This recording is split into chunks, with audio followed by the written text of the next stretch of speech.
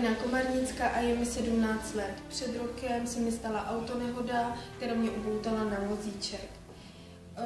Bylo to pro mě velmi smutné, protože já jsem sportovkyně a mám ráda sport a myslel jsem, že vlastně tím, že jsem na vozíčku, mi skončil život. A hledala jsem různý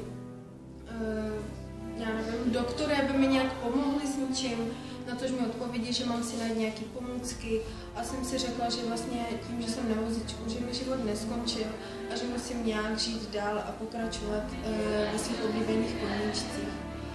Takže jsem se snažila najít nějaké různé firmy, kde můžu si najít nějaké pomůcky, jenže oni byly příliš drahé.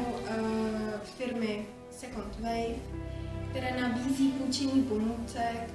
A byla jsem velmi překvapena, že takové firmy jsou, že není to tak drahé, že opravdu byla levná a vlastně v té firmě jsem se potkala s různýma lidma, kteří mají stejný problém jako já, spousta lidmi, kteří mají stejný problém jako já a díky firmě jsme jezdili na různé exkurze, výlety a chci jim hrozně poděkovat, jim velmi poděkovat za to, že mi usnadnili život a pomohli mi zajímat se o moje koníčky dál. Děkuji moc.